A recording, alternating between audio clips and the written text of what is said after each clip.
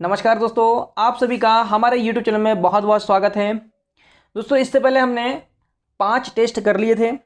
आज हमारा जो 6वां टेस्ट है और हम MPPSC के जो इम्पोर्टेंट क्वेश्चन हैं हम उसको डिस्कस करने वाले हैं, जो कि आपके एग्ज़ाम की दृष्टि से बहुत ज़्यादा महत्वपूर्ण है।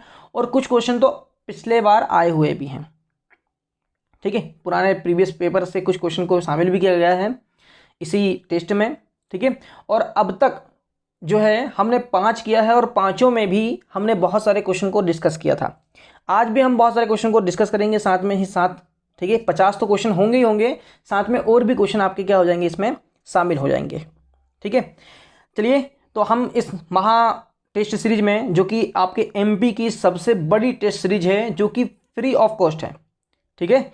तो आपको यदि PDF चाहिए तो आप हमारे व्हाट्सअप नंबर 8821831578 में आप लोग टेस्ट PDF लिख करके व्हाट्सअप कर सकते हैं, तो आपको PDF मिल जाएगी, ठीक है। उसके लिए मैंने आप लोग को चार्जेस बता दिया था कि मात्र ₹1 में एक आपके क्या मिल रहा है, जो टेस्ट है वो मिल रहा है PDF की, ठीक है। चलिए, तो हम आगे बढ़ते हैं। पहला क्वेश्चन हमारा क्या है, देखिए आप लोग। पहला क्वेश्चन है, निम्नलिखित में से कौन सा पुरस्कार 35 वर्ष के 2 युवाओं को प्रदान किया जाता है, ठीक है। कितने? 35 वर्ष के 2 युवाओं को प्रदान किया जाता है। ये जो है आपका, ये मध्य प्रदेश की सरकार ने स्टार्ट किया है। कहाँ की? मध्य प्रदेश की सरकार ने स्टार्ट किया है। और ये जो आपका पुरस्कार है, ये कौन सा पुरस्कार है भाई? ये है आपका तरुण कुमार भदौड़ी। क्या है आपका? तरुण कुमार भदौड़ी पुरस्कार है, जो कि 35 वर्ष तक के 2 युवाओं को क्या दिया जाता है, यह पुरस्कार प्रदान किया जाता है। क्लियर, समझ में आ गया यहाँ पर। चलिए आगे बढ़ते हैं हम। क्वेश्चन नंबर 2, मध्य प्रदेश में लता मंगेशकर पुरस्कार की शुरुआत कब हुई? मध्य प्रदेश में लता मंगेशकर पुरस्कार की शुरुआत कब हुई थी? तो ये हुई थी दोस्तों नवंबर 1984 को। कब हुई थी भाई? नवंबर 1984 को। अब हम लता मंगेशकर के बारे में थोड़ी सी जानकारी ग्रहण कर लेते हैं। देखिए, पहली चीज क्या कि लता मंगेशकर का जो जन्म हुआ था वो हुआ था इंदौर में। कहाँ हुआ था भाई? इंदौर में इनका क्या हुआ था? जन्म हुआ था, एक, ठीक। दूसरा, इन्हें क्या है, भारत रत्न भी दिया गया है। क्या दिया गया है इन्हें? भारत रत्न दिया गया है। किन्हें? हाँ, हमारे लता मंगेशकर जी को, ठीक है। तो आप लोग मुझे बताएंगे कि किस सन में इनको भारत रत्न दिया गया है। क्लियर है यहाँ पर? चलिए ठीक है। अब इस लता मंगेशकर पुरस्कार में जो राशि दी जाती है, ध्यान समझना, ये जो राशि दी जाती है वो दी जाती है 2 लाख रुपए। कितने कितने लाख रुपए? 2 लाख रुपए लता मंगेशकर पुरस्कार में दिया जाता है। समझ में आ गया यहाँ पर। और ये किस क्षेत्र में, किस क्षेत्र के लिए ये पुरस्कार है भाई, लता मंगेशकर पुरस्कार? तो ये भी याद रख लो, ठीक है। सुगम संगीत के लिए। किसके लिए भाई? सुगम संगीत के लिए। सुगम संगीत के लिए क्या है आपका, हाँ, ये पुरस्कार दिया जाता है। समझ में आ गया। चलिए आगे बढ़ते हैं। क्वेश्चन नंबर अपन आते हैं 3 में। सबसे पहला शरद जोशी सम्मान किस साहित्यकार को प्रदान किया गया? सबसे पहला शरद जोशी सम्मान किस साहित्य को प्रदान किया गया? देखिए, शरद जोशी जो है, ठीक है, अगर शरद जोशी के बारे में अगर बात करें तो ये सबसे बहुत अच्छे व्यंग्यकार रहे हैं। कह रहे हैं ये बहुत अच्छे व्यंग्यकार रहे हैं। शरद जोशी का जो जन्म हुआ था ये हुआ था उज्जैन में। कहाँ हुआ था भाई? महाकालेश्वर, ठीक है, हाँ, महाकालेश्वर उज्जैन में, ठीक है। महाकाल की नगरी उज्जैन में क्या हुआ था, किसका जन्म हुआ था? शरद जोशी का जन्म हुआ था। ये बहुत अच्छे व्यंग्यकार रहे हैं। इनकी बहुत अच्छी अच्छी क्या है, रचनाएं हैं, बहुत अच्छी शानदार शानदार इनकी रचनाएं हैं, ठीक है। तो अगर हम बात करें इनके लिए क्या है, जो पुरस्कार है, ठीक है, ये जो पुरस्कार है शरद जोशी सम्मान, ये किसको दिया गया था भाई? ये दिया गया था हरिशंकर परसाई जी को पहली बार। अब बात कर लेते हैं कि भाई इसमें राशि कितनी दी जाती है। तो 2 लाख रुपए दी जाती है भाई। कितनी लाख रुपए दी जाती है? 2 लाख रुपए इसमें राशि दी जाती है। इस पुरस्कार की जो शुरुआत हुई है, ये शुरुआत कब हुई थी? 1992-93 में। कब हुई थी भाई? 1992-93 में क्या हुई थी? इस पुरस्कार की शुरुआत हुई थी। क्लियर, समझ में आ गया यहाँ पर। आगे बढ़े अपन, ठीक है। चलिए नेक्स्ट आते हैं अपन क्वेश्चन नंबर 4 में। देखिए, Swami Vivekananda peace of mind, Swami Vivekananda peace of mind तथा मानव एक भक्ति का नाता किससे संबंधित है? ये तीनों बुक हैं, ध्यान समझ लें मेरी बात को। ये तीनों क्या हैं? ये बुक हैं, ठीक है। स्वामी विवेकानंद, पीस ऑफ माइंड और मानव एक क्या है, हाँ, भक्ति का नाता है। ये तीनों बुक एक महान व्यक्ति की है। अब इन महान व्यक्तियों में कौन है भाई? ये है उमा भारती जी। कौन है भाई? उमा भारती। महान क्यों बोल रहा हूं? क्योंकि हमारे मध्य प्रदेश की ये एकमात्र क्या रही हैं? मुख्यमंत्री बनी है महिला में। क्या बनी है? ये मुख्यमंत्री बनी है। और ये किस सन में बनी है भाई? सन 2002 से लेकर के 3 तक 1 साल रही है। ये कितने साल रही हैं? 1 साल रही हैं। ये बीजेपी से हैं, बीजेपी से हैं। ठीक है, ध्यान रखना इस चीज़ का। इससे पहले मुख्यमंत्री कौन था हमारे मध्य प्रदेश का? आप लोग बताएंगे मुझे।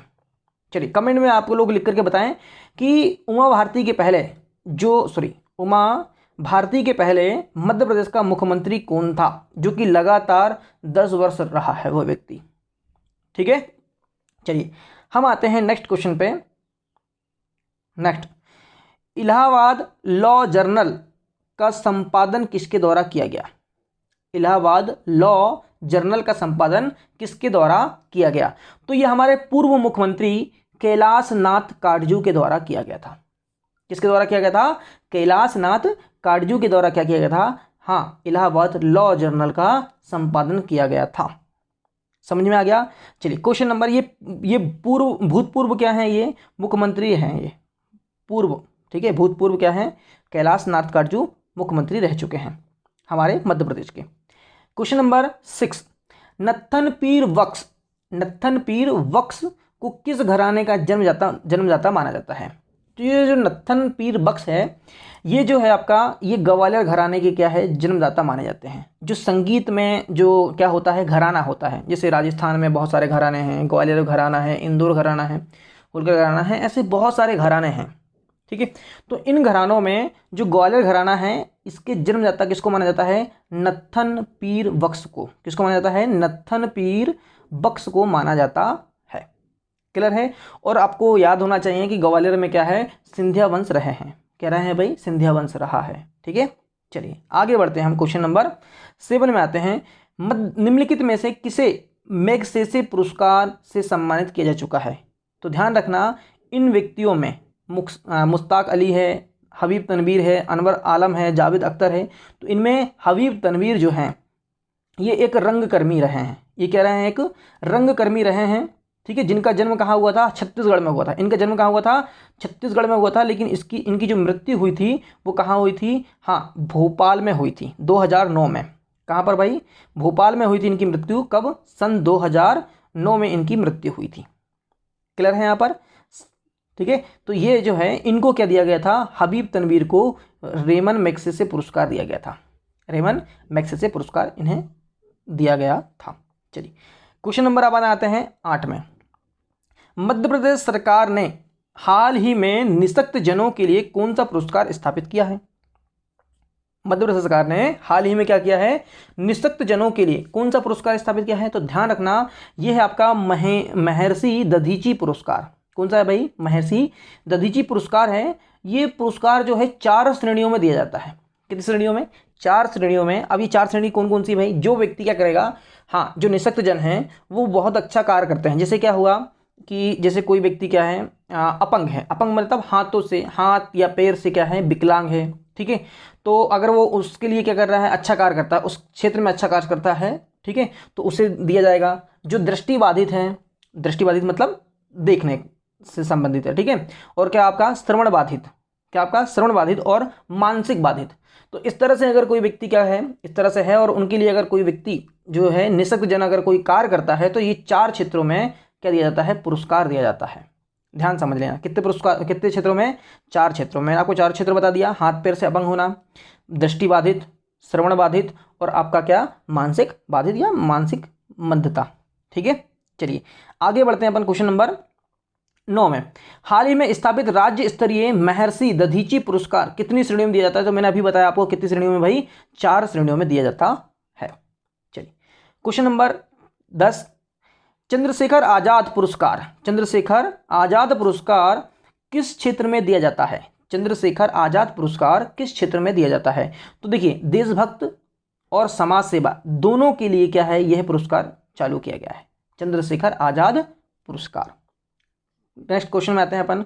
ठीक है, क्वेश्चन नंबर 11 देखिए, मध्य प्रदेश शासन ने महादेवी वर्मा पुरस्कार की स्थापना किस वर्ष की थी?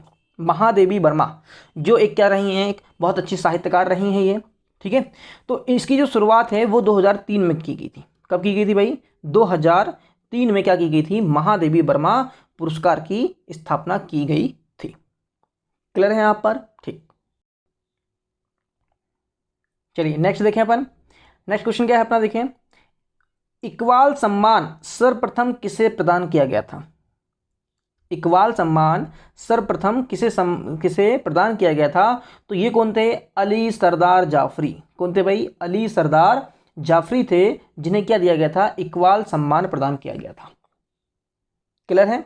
चलिए ठीक है। क्वेश्चन नंबर 13 में आते हैं। युवाओं के लिए, किसके लिए भाई? युवाओं के लिए मध्य प्रदेश सरकार द्वारा निम्नलिखित में से किन पुरस्कारों की घोषणा की गई है?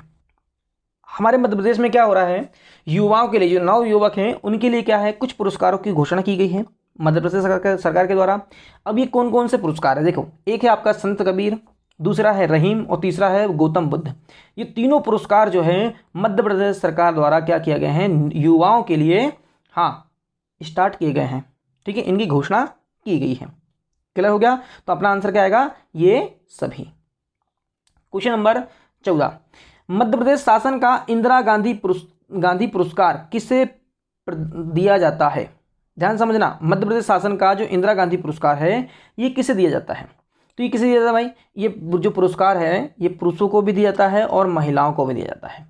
किसको दिया जाता है? पुरुषों को भी और महिलाओं को भी दिया जाता है। तो यहाँ क्या आएगा अपना? ए और बी दोनों, ठीक है। क्वेश्चन नंबर 15, उर्दू साहित्य के क्षेत्र में कौन सा पुरस्कार दिया जाता है? उर्दू साहित्य के क्षेत्र में कौन सा पुरस्कार दिया जाता है?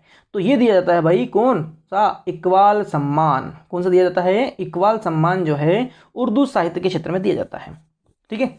हमारे मध्य प्रदेश के बहुत सारे ऐसे कवि रहे हैं जो कि क्या है, उर्दू साहित्य के कवि रहे हैं, ठीक है। हाँ, चलिए नेक्स्ट देखते हैं। क्वेश्चन नंबर 16, निम्नलिखित में से कौन सा सम्मान राष्ट्रीय स्तर की हिंदी कविता के क्षेत्र में दिया जाता है? जो भी व्यक्ति क्या करेगा, हिंदी कविता लिखता है तो उनके सम्मान, मतलब उन कविता के क्षेत्र में, हिंदी कविता के क्षेत्र में क्या दिया जाएगा? राष्ट्रीय स्तर का क्या दिया जाता है? पुरस्कार दिया जाता है। तो ये कौन सा पुरस्कार है भाई? मैथिली शरण गुप्त पुरस्कार है। ये कौन सा है भाई? मैथिली शरण गुप्त पुरस्कार, क्योंकि मैथिली शरण जो गुप्त हैं ये हमारे मध्य प्रदेश के क्या रहे हैं? कवि रहे हैं, ठीक है। जैसे शरद जोशी है, व्यंग्यकारों को दिया जाता है। किसको दिया जाता है? व्यंग्यकारों को। जैसे कि हरिशंकर परसाई को सबसे पहला दिया गया था। किसको दिया गया था? हरिशंकर परसाई को 1992-93 में दिया गया था, ठीक है। इंदिरा गांधी राज्य पुरस्कार, ठीक है, ये जो है आपका समाज सेवा के लिए दिया जाता है। किशोर कुमार सम्मान संगीत के लिए दिया जाता है, ठीक है। तो यहाँ पर जो कविता के लिए दिया जाता है, हिंदी की कविता के लिए, वो है आपका मैथिली शरण गुप्त पुरस्कार। क्लियर है यहाँ पर? चलिए क्वेश्चन नंबर 17, कालिदास सम्मान किस क्षेत्र में योगदान हेतु दिया जाता है? तो कालिदास सम्मान जो है वो आपकी क्या, हाँ, किसके लिए दिया जाएगा भाई? सीधी सी बात है कि किसके लिए? कला के लिए। किसके लिए भाई? कला के लिए, क्योंकि कालिदास जो है, ठीक है, ये कला के क्षेत्र में अगर देखा जाए तो ये बहुत बड़े कवि रहे हैं। कौन? कालिदास जी, ठीक है। इनकी बहुत सारी रचनाएं हैं जो MPPSC अक्सर पूछता है, और प्रतिवर्ष आपको एक रचना, दो रचना देखने को मिलेगी ही मिलेगी, ठीक है। और इनका जन्म भी देखने को मिल जाता है। कुछ ऐसे कवि हैं, ठीक है, जिनका जन्म पूछ लेता है, ठीक है। तो कालिदास का जो जन्म है, याद रहे आप लोगों को कि उज्जैन में हुआ था। उज्जैन में माना जाता है, कहाँ माना जाता है? उज्जैन में माना जाता है कि कालिदास का क्या हुआ था? जन्म हुआ था, ठीक है। अच्छा, कुछ चीज़ें मैं आप लोगों को कालिदास की बता देता हूँ। देखिए, कालिदास को जो है क्या कहा जाता है? हाँ, भारत का शेक्सपियर कहा जाता है। भारत का क्या? भारत का शेक्सपियर के नाम से जाना जाता है। किसको? कालिदास को, ठीक है। उसके बाद में इनकी बहुत सारी क्या है? रचनाएं हैं। इनकी क्या है? बहुत सारी क्या है? रचनाएं हैं। जैसे क्या? रघुवंशम है, क्या है आपका? रघुवंशम है, ठीक। उसके बाद में अगर देखा जाए तो कुमार संभवम है।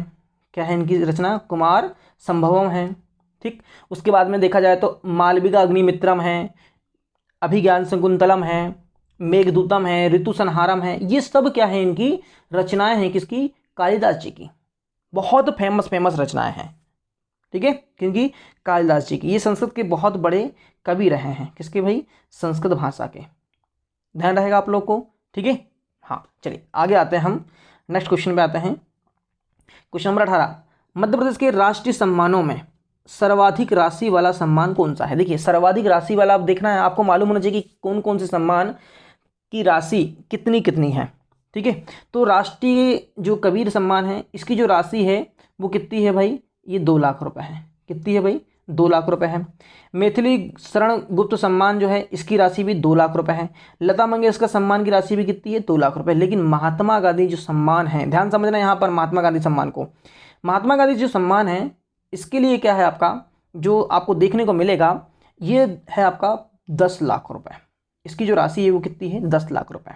ठीक है, महात्मा गांधी के पद चिन्हों पर चल करके कोई व्यक्ति क्या करता है, हाँ बहुत अच्छा कार्य करते हैं, तो उनको क्या दिया जाता है, महात्मा गांधी पुरस्कार दिया जाता है।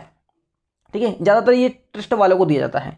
किसको दिया जाता है, ट्रस्ट को, क्योंकि पर्सन बहुत कम मिल पाता है, क्योंकि सामाजिक जो कार्य है महात्मा गांधी के पद चिन्हों पर चल करके ट्रस्ट जितने भी हैं उनको दिया जाता है। अगर देखा जाए तो ये जो सम्मान है, ठीक है, ये दो तरह से सम्मान है। देखो, एक तो आपका क्या है, अंतर्राष्ट्रीय स्तर पर ये सम्मान दिया जाता है, अंतर्राष्ट्रीय स्तर पर दिया जाता है।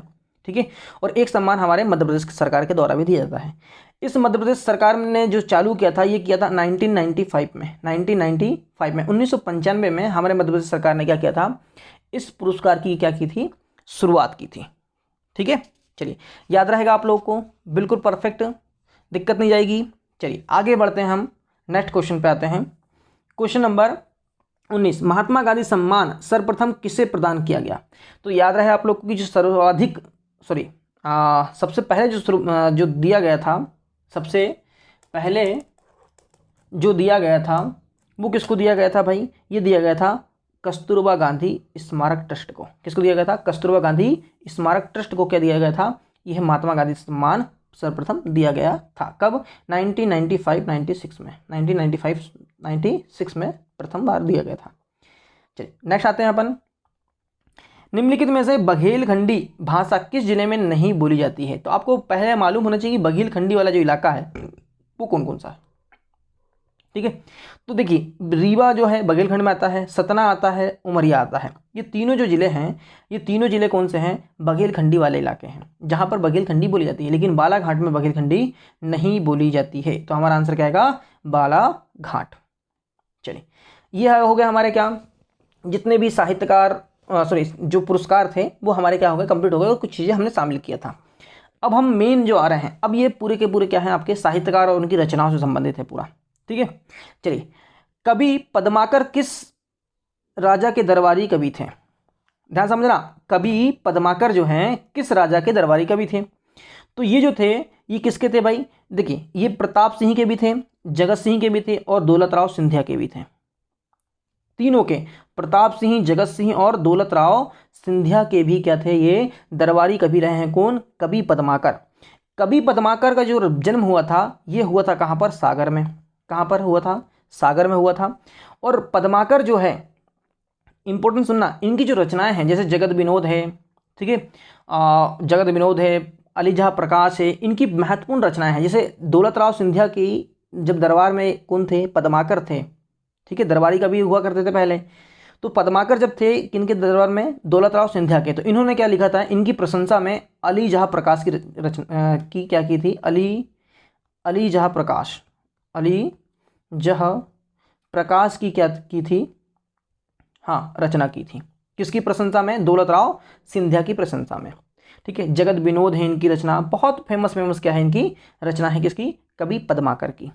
क्लियर है, तो हमारा आंसर क्या आएगा, ये सभी, क्या आएगा, ये सभी, इन सभी के दरबार में कौन रहे हैं, कवि पद्माकर रहे हैं। चलिए क्वेश्चन नंबर 22, हर्षचरित्र किसकी रचना है। देखो सबसे पहले बहुत ज़्यादा फेमस है हर्षचरित्र, जिसमें हर्ष का जो हर्ष है, ठीक है, सम्राट हर्ष, जो राजा हर्ष थे, उनके बारे में लिखा है, उनके चरित्र के बारे में लिखा गया है।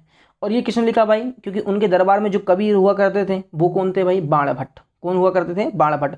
तो इन्हीं ने क्या किया है, हाँ बाणभट्ट ने ही क्या किया है, हर्षचरित्र लिखा है। किसके दरबार में रह करके, हर्षवर्धन के दरबार में रह करके हर्षचरित्र लिखा है। हर्षवर्धन के दरबार के ये कवि रहे हैं कौन, बाणभट्ट। बाणभट्ट की एक बहुत ज़्यादा फेमस जो रचना है, या फिर अपने बोले उपन्यास, जो दुनिया का पहला उपन्यास है, वो है आपका क्या, कादम्बरी। क्या है आपका, कादम्बरी, बहुत ज़्यादा फेमस है, आप लोग बिल्कुल याद रखें इसको। कादम्बरी जो है ये इनकी क्या है, बहुत ज़्यादा फेमस रचना है, या यूँ कहें कि देश का पहला क्या है, ये उपन्यास है। चलिए आगे आते हैं अपन क्वेश्चन नंबर 23। कालिदास के किस ग्रंथ में दुष्यंत और शकुंतला की प्रेम कहानी का वर्णन मिलता है? देखिए, कालिदास की जब भी बात आएगी ना, ध्यान रखना, जितने भी कवि हुआ करते थे पहले, ज़्यादातर क्या है, प्रेम श्रृंगार रचनाएं ही ज़्यादातर लिखा करते थे जो पुराने कवि थे। ठीक है, तो कालिदास जी ने भी ऐसा ही कई जो उनकी रचनाएं हैं उनमें ज़्यादातर जो है प्रेम का वर्णन ज़्यादा किया है। ठीक है, जैसे अगर मैं एग्जांपल लूँ, जैसे राजा दुष्यंत और शकुंतला की प्रेम कहानी का वर्णन, ये आपको कहाँ मिलता है? तो ये मिलता है आपका अभिज्ञान शकुंतलम में मिलता है। कहाँ पर मिलता है? अभिज्ञान शकुंतलम में। जैसे मालविका अग्निमित्रम, मालविका और अग्निमित्रम, ये दोनों की प्रेम कहानी का इसमें वर्णन है। विक्रमोवर्षियम में, विक्रमोवर्षी में क्या है आपका? विक्रमोवर्षियम है ये, है ना, माँ यहाँ आधा माँ नहीं है लास्ट में, खैर। तो विक्रमोवर्षियम में क्या है? जैसे उर्वशी और पुरूरवा की कहानी का वर्णन है, उनकी प्रेम कहानी का वर्णन है। ठीक है, तो ये बिल्कुल आप लोग ध्यान रखें कि जो पुराने जो कवि हैं ज़्यादातर, ठीक है, उन्होंने क्या किया है, श्रृंगार में ज़्यादातर लिखा है। हर एक कवि की बात नहीं कर रहा हूँ, कुछ ऐसे कवि रहे हैं। ठीक है, तो इनकी ये सारी रचनाएं हैं किनकी? कालिदास जी की। जैसे मेघदूतम, मेघदूत, ठीक है, ये मेघदूत में क्या है? बादलों में संदेश भेजने का वर्णन है। अमरकंटक जो है आपकी, है ना, अमरकंटक, ठीक है, उसका वर्णन आपको यहाँ पर मिलता है मेघदूत में। तो बिल्कुल आपको वो याद होना चाहिए कि यहाँ पर कालिदास जी ने क्या लिखा है? दुष्यंत कुमार और शकुंतला की जो प्रेम कहानी का वर्णन है वो कहाँ पर लिखा है? अभिज्ञान शकुंतलम में। नाम से स्पष्ट है, अभिज्ञान शकुंतलम, शकुंतलम। क्लियर हो गया?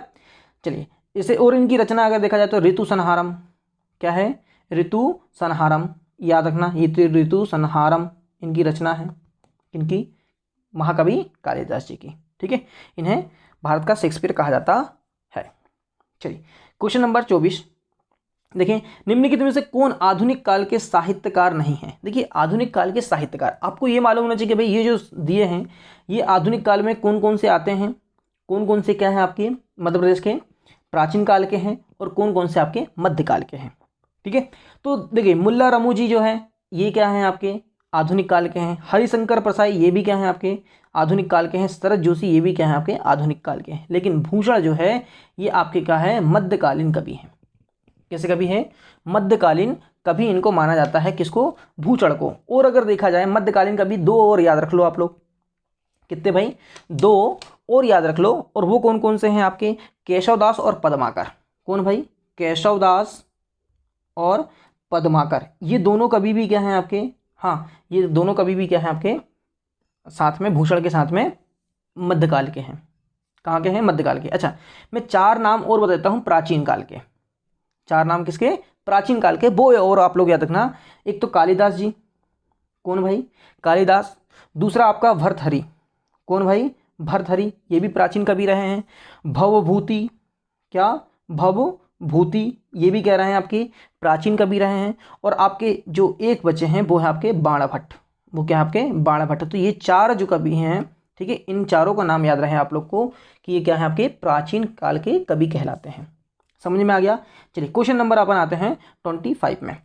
निम्नलिखित में से कौन अर्धमागधी अपभ्रंश से जन्मी पूर्वी हिंदी की बोली है? अर्धमागधी अपभ्रंश से क्या है? जन्मी पूर्वी हिंदी की क्या है?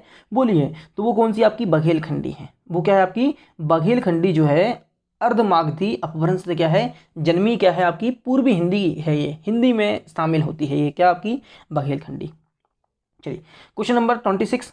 चांद का मुंह टेढ़ा है। चांद का क्या है? मुंह टेढ़ा है। किसकी कृति है ये? तो ये है भाई गजानन माधव मुक्तिबोध की। बहुत ज़्यादा फेमस रचना है इनकी, गजानन माधव मुक्तिबोध की। चांद का मुंह क्या है? टेढ़ा है, इनकी रचना है। गजानन माधव मुक्ति का बोध का जो जन्म है वो कहाँ हुआ था? श्योपुर में हुआ था। कहाँ पर हुआ था भाई?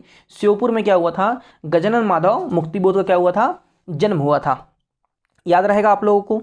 हाँ, बिल्कुल याद रखना है आपको। चांद का मुंह टेढ़ा है, सतह से उठता आदमी, ठीक है, अंधेरे में, कामायनी एक पुनर्विचार, ये इनकी रचनाएं हैं। किसकी?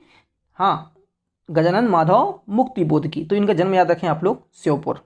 ठीक है, चलिए नेक्स्ट क्वेश्चन में आते हैं अपन। Question number 27। गुलाबी उर्दू, गुलाबी उर्दू शैली का प्रयोग किस कवि द्वारा अपनी कविताओं में किया गया है? तो सीधी सी बात है कि गुलाबी उर्दू क्या है आपकी? उर्दू। उर्दू ज़्यादातर कौन बोलते हैं? मुस्लिम समुदाय बोलते हैं। ठीक है, तो जो मुस्लिम समुदाय का जो कवि होगा, ठीक है, जो उर्दू कवि होगा वही क्या है? उर्दू जो शैली का यूज़ करेगा। ठीक है। तो ये किसकी रचना है भाई, ये है मुल्ला रमूजी की। किसकी है भाई, मुल्ला रमूजी की है। ध्यान रखना मुल्ला रमूजी की रचना जितनी भी हैं वो सब क्या है, उर्दू में आपको मिलती है। जैसे मसीर भोपाल, मसीर भोपाल, ये जो मुल्ला रमूजी है इनका जो जन्म हुआ था ये हुआ था भोपाल में। कहाँ हुआ था भाई, भोपाल में इनका क्या हुआ था, जन्म हुआ था मुल्ला रमूजी का। चलिए क्वेश्चन नंबर आते हैं अपन 28 में। पत्रिका व उनके संपादक के जोड़े में गलत क्या है। देखिए अब हमें क्या छांटना है, गलत छांटना है। तो आपको सबसे पहले मालूम होना चाहिए कि पत्रिका मतलब मैगजीन, मैगजीन का जो संपादक, संपादक मतलब होता है एडिटर, क्या होता है, एडिटर होता है। अच्छा एक चीज़ मैं आपको कुछ चीज़ समझा रहा हूँ, पहले उसको समझ लेना ज़्यादा अच्छा हो जाएगा आप लोग को इस चीज़ में समझने। देखो एक होता है क्या, जैसे पत्रिका मतलब मैगजीन, जो मैगजीन छपती है, ठीक है। तो एक होता है क्या आपका संपादक, क्या होता है आपका संपादक होता है, संपादक होता है, ठीक है। और एक होता है क्या आपका संपादन, क्या होता है भाई, संपादन होता है, ठीक है। एक होता है संपादक, एक होता है क्या आपका संपादन। देखिए ये दोनों में अंतर है। संपादक का मतलब क्या होता है, एडिटर, एडिटर मतलब क्या, जो क्या करता है किसी बुक को, किसी पत्रिका को, ठीक है, प्रकाशित करता है, क्या करता है, प्रकाशित करता है, उसको हम बोलते हैं क्या, संपादक कहा जाता है, ठीक है। और संपादन का मतलब होता है एडिटिंग, क्या करना, एडिटिंग करना, एडिटेड होता है। अब अगर हम बात करें प्रभा, जो आपकी क्या है, प्रभा है, प्रभा पत्रिका, इसका जो संपादन, संपादक का जो काम किया था वो किया था किसने, बालकृष्ण शर्मा नवीन ने। अच्छा मैं एक चीज़ और बता रहा हूँ, पहले ध्यान समझो, ठीक है। देखिए जो माखनलाल चतुर्वेदी थे, कौन थे भाई, माखनलाल चतुर्वेदी, इन्होंने क्या किया था, 3 जो पत्रिकाएं थी इनका संपादन का काम किया था। क्या किया था, संपादन। मैंने क्या बताया, संपादन का मतलब क्या है भाई, संपादन का मतलब होता है कि अपने भाव विचार, अपनी भाषा, इनका प्रयोग करके मतलब उस पत्रिका में अपने भाव विचार देना, ठीक है। ये काम किसने किया था भाई, माखनलाल चतुर्वेदी ने। कितने कितने पत्रिका में, 3 पत्रिका। अब ये 3 पत्रिका कौन कौन सी थी, ध्यान समझना। ये जो तीनों पत्रिकाएं थी वो कौन कौन सी थी आपकी, प्रभा 1, ठीक है, कर्मवीर 2, कर्मवीर 2 हो गई, और तीसरी जो थी वो थी आपकी प्रताप। ये तीनों में अपने क्या किए इन्होंने, हाँ इन तीनों में क्या है, अपने भाव विचार, ठीक है, ये सब इन्होंने अपनी भाषा, इनका प्रयोग करके ये सारी चीज़ें एडिटिंग की, ठीक है, ये एडिटिंग किया इन्होंने। अब मेन काम क्या है इसमें से, क्या हुआ, एक ये जो आपकी कर्मवीर है, कर्मवीर का जो है संपादक का जो काम किया, मतलब प्रकाशन का जो काम किया वो कर्मवीर पर बस किया, लेकिन प्रभा और प्रताप में इन्होंने काम मतलब प्रकाशन काम इन्होंने नहीं किया। अब प्रभा और प्रताप में प्रकाशन काम किसने किया भाई, तो यहाँ पर देखो आप लोग को दिखेगा कि प्रभा का जो प्रकाशन है जो किसने किया था, बालकृष्ण शर्मा नवीन ने, मतलब संपादक का काम किया इन्होंने। किसका काम किया, संपादक का काम किया, एडिटर का काम किया, ठीक है। उसके बाद में हिंदी नवजीवन में एडिटर का काम किसने किया, मतलब संपादक का काम किसने किया भाई, महात्मा गांधी ने किया था, बिल्कुल सही है। कर्मवीर वृंदावन लाल वर्मा, इन्होंने यहाँ पर कर्मवीर का नहीं किया। मैंने आपको अभी बताया कर्मवीर का किसने किया था, माखनलाल चतुर्वेदी जी ने किया था। प्रताप का किसने किया था भाई, शंकर, गणेश शंकर विद्यार्थी ने किया था। तो ध्यान समझ में आ गया अभी आप लोग को कि संपादक और संपादन में अंतर होता है। देखो मैंने आपको क्या बताया था कि संपादन का मतलब क्या होता है, एडिटिंग करना। तो एडिटिंग में तीन जो पत्रिकाएं थी उसमें किसने किया था, माखनलाल चतुर्वेदी ने। लेकिन ये जो प्रभा है, प्रताप है, ये दोनों का संपादन का काम किसने किया, सर बालकृष्ण शर्मा नवीन और गणेश शंकर विद्यार्थी। लेकिन इसका संपादन का काम किसने किया, माखनलाल चतुर्वेदी ने, ठीक है। तो यहां पर हमारा आंसर क्या आएगा भाई, कर्मवीर जो है इसका प्रकाशन किसने नहीं किया है, इसका संपादन किसने नहीं किया, वृंदावन लाल वर्मा ने नहीं किया। किसने किया था, माखनलाल चतुर्वेदी ने। क्लियर हो गया आप लोग को, ठीक है। चलिए क्वेश्चन नंबर आते हैं अपन 29 में। निम्न में से किस लोक साहित्यकार को बुंदेलखंड का जयदेव कहा जाता है। बुंदेलखंड का क्या जयदेव कहा जाता है, वो कौन है, इसूरी है। कौन है भाई, इसूरी। इसूरी की फाग बहुत ज़्यादा फेमस है बुंदेलखंड में, याद रखना क्या है आपकी, इनकी इसूरी की फाग बहुत ज़्यादा फेमस है, ठीक है। बुंदेलखंड में इनकी फाग बहुत ज़्यादा फेमस है। अच्छा एक चीज़ और यहाँ पर देखो, ये जगनिक है। कौन है, जगनिक। जगनिक की एक जगनिक की जो रचना है ना वो बहुत ज़्यादा फेमस है। उसको कहा जाता है क्या, आला और उदल। जैसे आप लोगों ने सुना होगा कई बार आला उदल, क्या सुना होगा, आला उदल सुना होगा। ये आला उदल जो है किसकी रचना है, जगनिक की रचना है, ठीक है। आला उदल जो है परमर्दी देव के क्या थे, ये सेनापति थे, ठीक है। बुंदेलखंड में परमर्दी देव के क्या थे, ये सेनापति थे, और ये दोनों क्या हो गए थे, शहीद हो गए थे। ठीक है, दोनों सेना नायक थे, दोनों क्या हो गए थे, शहीद हो गए थे। ठीक है, परमर्दी देव के ये दोनों सेना नायक थे। चलिए, क्लियर हो गया। तो जगनिक की रचना याद रखना आप लोग, आल्हा उदल। मिट्टी की बारात किसकी रचना है, मिट्टी की बारात किसकी रचना है, तो मिट्टी की जो बारात है वो किसकी रचना है भाई, शिव मंगल सिंह सुमन की है। किसकी है, शिव मंगल सिंह सुमन की क्या है, मिट्टी की बारात क्या है, रचना है। चलिए आगे आते हैं, क्वेश्चन नंबर 31। भवानी प्रसाद मिश्र को विशेष ख्याति उनकी किस रचना से मिली थी। भवानी प्रसाद मिश्र ने, ये जो जितनी भी आपको रचनाएं देखने को मिल रही है, ये सारी किसने रचनाएं लिखी है, भवानी प्रसाद मिश्र ने। लेकिन इनसे इनको सभी से क्या नहीं मिली, ख्याति नहीं मिली। इनको जो विशेष ख्याति मिली वो मिली गीत फरोश से। किससे मिली भाई, गीत फरोश से मिली। इनकी रचनाएं याद रख लो आप लोग, चकित है दुख, अंधेरी कविताएं, बुनी हुई रस्सी, ये क्या है, भवानी प्रसाद मिश्र की क्या है, हाँ आपकी रचनाएं हैं। ठीक है, तो गीत फरोश यहाँ पर इनसे क्या मिली, इनको विशेष ख्याति प्राप्त हुई थी। क्वेश्चन नंबर 32, निम्न में से कौन संविधान निर्माता परिषद के सदस्य रहे थे। निम्न में से कौन ऐसा व्यक्ति है जो संविधान निर्माता परिषद के क्या रहा है, सदस्य रहा है। जब हमारे संविधान का निर्माण हो रहा था तो उसकी जो काउंसिल बनाई गई थी उसमें क्या रहा है ये, हाँ सदस्य रहा है। ऐसा कौन सा व्यक्ति है, तो वो कौन है आपके, बालकृष्ण शर्मा नवीन। ये सांसद भी रहे हैं, कह रहे हैं ये सांसद भी रह चुके हैं, ध्यान रखना उसी समय कह रहे हैं ये सांसद भी रहे हैं। कौन, बालकृष्ण शर्मा नवीन। ठीक है, इनका जो जन्म है शाजापुर में हुआ था। कहाँ पर हुआ था भाई, शाजापुर में क्या हुआ था, इनका जन्म हुआ था। किसका, हाँ बालकृष्ण शर्मा नवीन का। चलिए क्वेश्चन नंबर आते हैं अपन 33। निम्नलिखित में से किस कवि ने प्रभा नाम की पत्रिका का संपादन किया था। देखो यहाँ पर आया ना, संपादन आया है, क्या आया यहाँ पर, संपादन, संपादक नहीं आ रहा है। संपादक का काम किसने किया था भाई, प्रभा का बालकृष्ण शर्मा नवीन ने किया था। लेकिन उसका संपादन का जो काम किया है, एडिटिंग का जो काम किया है, वो किसने किया है भाई, माखनलाल चतुर्वेदी ने। किसने किया भाई, माखनलाल चतुर्वेदी ने। क्लियर है यहाँ पर। चलिए क्वेश्चन नंबर आते हैं अपन नेक्स्ट। हरिशंकर परसाई को मुख्यतः किस विधा के लिए जाना जाता है। तो मैंने अभी इससे पहले बताया था कि किस विधा के लिए जाना जाता है इनको, व्यंग की विधा के लिए। किसकी विधा के लिए, व्यंग की विधा के लिए इनको जाना जाता है हरिशंकर परसाई को, जिनको क्या मिला था, हाँ 1992-93 में क्या मिला था, शरद जोशी पुरस्कार दिया गया था।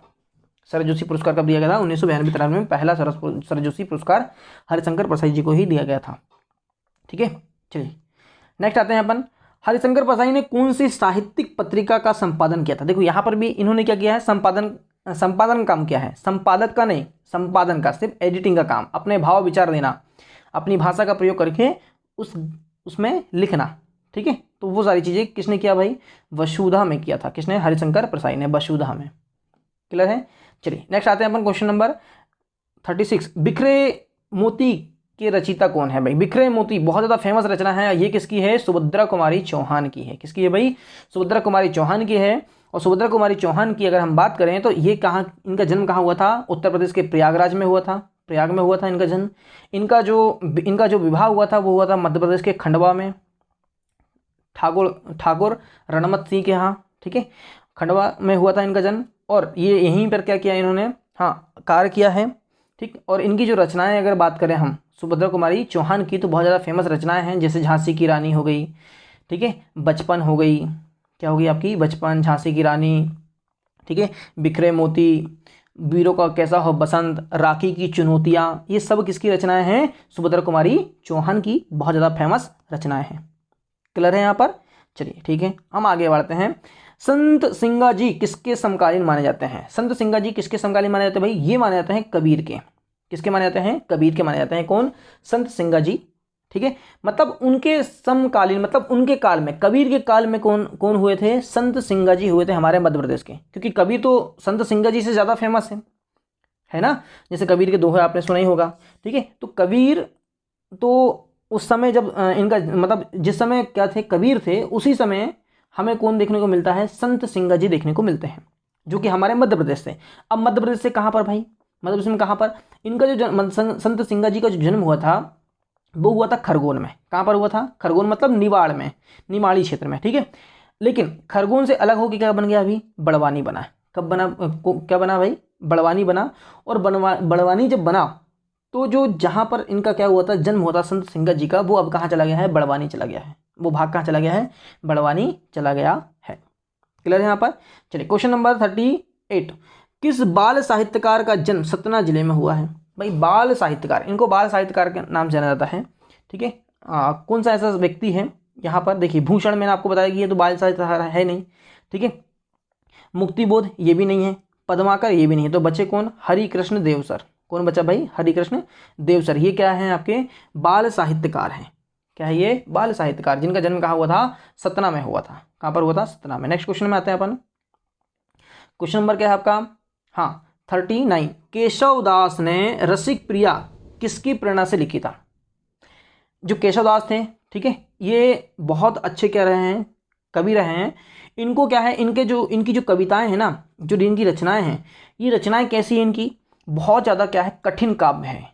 क्या है इनका जो काव्य है वो कैसा है? काफ़ी कठिन है। इसलिए केशव दास को एक शब्द कहा जाता है कठिन काव्य का प्रेत। क्या कहा जाता है? कठिन काव्य का प्रेत। प्रेत मतलब होता है भूत। खैर ऐसा नहीं बोलना है अपन को, प्रेत कहा जाता है। ये शब्द ठीक है, प्रेत, कठिन काव्य का प्रेत कहा जाता है किसको? केशव दास को, ठीक है। और रीतिकाल के प्रवर्तक भी माने जाते हैं। ये रीतिकाल के क्या प्रवर्तक भी कौन माने जाते हैं? केशव दास माने जाते हैं, जिनकी रचना क्या है? रसिक प्रिया। अब इन्होंने क्या किया था? रसिक प्रिया जो है ये किसके दरबार कवि थे? पहले आपको ये मालूम होना चाहिए, केशव दास। तो ये ओरछा में इनका जन्म हुआ था, और ओरछा के नरेश इंद्रजीत के दरबार में थे। ये ओरछा के नरेश इंद्रजीत के दरबार में थे, ठीक है। तो इन्हीं की प्रेरणा से क्या लिखा था इन्होंने? रसिक प्रिया का वर्णन किया था। और एक चीज़ और याद रखें आप लोग की, जो रसिक प्रिया है इसी में क्या है? बेतवा नदी का वर्णन देखने को मिलता है। किसका वर्णन? बेतवा नदी का वर्णन देखने को हमें मिलता है, ठीक है। क्योंकि ओरछा जो है किस नदी के किनारे बसा हुआ है? बेतवा नदी के किनारे बसा हुआ है, ठीक है।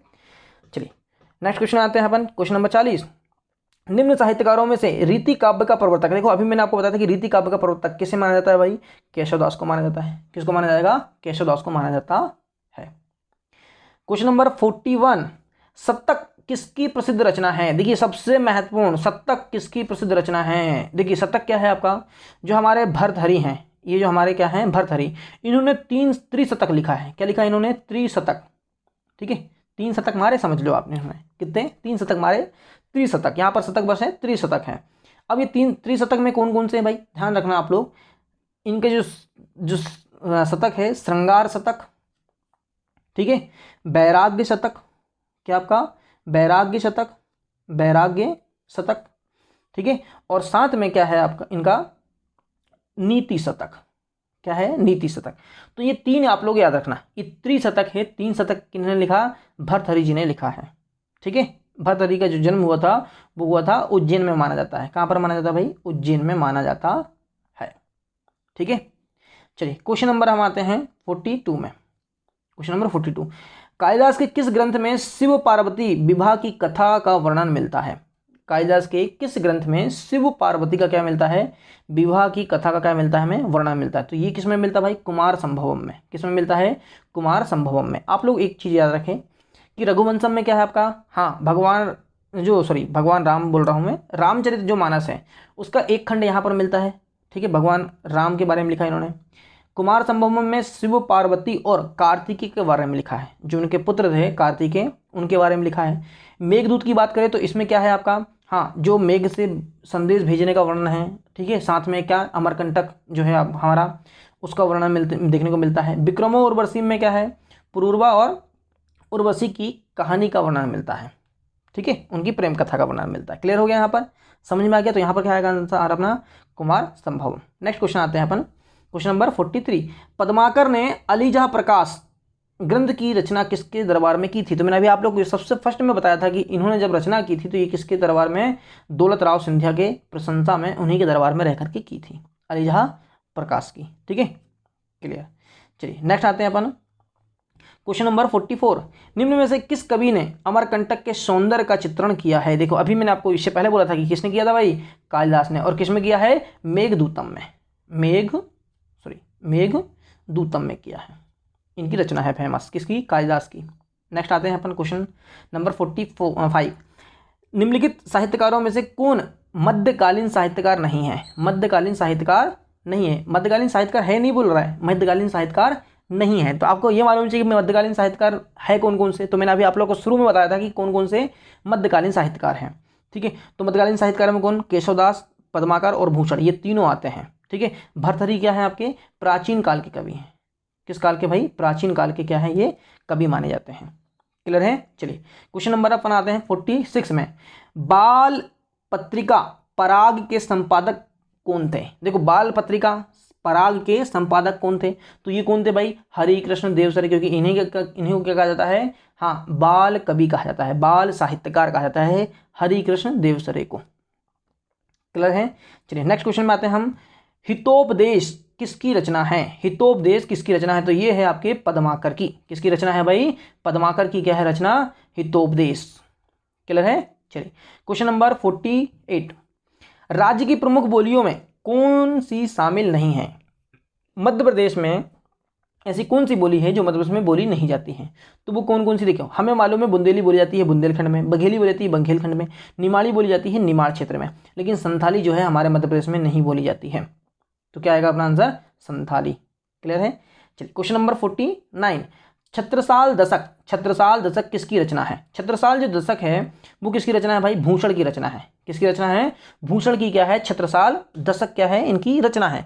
अगर मैं भूषण की बात करूं तो भूषण ने क्या क्या लिखा है, भूषण उल्लास है, ठीक है, छत्रसाल दशक है, शिवराज भूषण है, क्या है आपका शिवराज भूषण, इनके मतलब नाम जो है भूषण लगा हुआ है। कुछ ऐसी रचनाएं हैं जिनमें नहीं लिखा, जैसे शिवा बावनी, क्या आपका शिवा बावनी इनकी रचना है, किसकी, शिवा बावनी क्या है इनकी रचना है। ठीक है, छत्रसाल दशक मैंने बताया आप लोग को, छत्रसाल दशक जो यहीं पर है आपका। ठीक है, जैसे शिवा बावनी की अगर हम बात करें तो शिवा बावनी में किसका वर्णन है, छत्रपति शिवाजी का वर्णन है। ठीक है, छत्रसाल दशक में क्या है, वीर छत्रसाल का वर्णन है। क्लियर है। यहाँ पर ये भूषण जो है, इनको भूषण जो है ये भूषण क्या है इनकी उपाधि है, ध्यान रखना क्या है इनकी उपाधि है। जो रीवा के राजा, रीवा के जो राजा थे सोलंकी, ठीक है, सोलंकी वंश के राजा थे, उन्होंने क्या किया था, इनको ये भूषण की उपाधि दी थी। तो ये भूषण के नाम से ही हमेशा फेमस रहे हैं। ठीक है। चलिए क्वेश्चन नंबर आते हैं अपन 50 में, आज का लास्ट क्वेश्चन है आपका 50 नंबर। लता मंगेशकर सम्मान से सम्मानित प्रथम व्यक्ति कौन थे। लता मंगेशकर सम्मान से सम्मानित प्रथम व्यक्ति कौन थे, तो वो कौन थे भाई, नौशाद अली थे। कौन थे भाई, नौशाद अली थे क्या प्रथम व्यक्ति, और किशोर कुमार सेकंड थे। किशोर कुमार तो क्या थे भाई, सेकंड थे। किशोर कुमार का जो जन्म है ये कहाँ हुआ था, खंडवा में हुआ था। आप लोग को याद होना चाहिए कि इनका जन्म कहाँ हुआ था, खंडवा में हुआ था। किसका, किशोर कुमार का। ठीक है। ठीक, तो ये हो गए हमारे क्या आज के 50 प्रश्न कंप्लीट। ठीक है, तो हमारा ये 6वां पार्ट आज कंप्लीट होता है। आप लोग मुझे बताएं कि ये जो टेस्ट सीरीज है आप लोग की कैसी लग रही है। ठीक है, और हमने जिस तरह से आज किया है, बहुत सारे क्वेश्चन को हमने कंप्लीट किया है। ठीक है, कुछ क्वेश्चन मैंने बीच में कुछ चीज़ छोड़ भी दिया क्योंकि समय ज़्यादा लगता है और थोड़ा सा आप लोग हेरिटेड होने लगते हो तो थोड़ा सा समस्याएं होती हैं। ठीक है, तो आप लोग बहुत अच्छे से तैयारी करते रहें। ठीक है, अब हम मिलते हैं कल। बहुत बहुत धन्यवाद आप लोग का। शुभ रात्रि।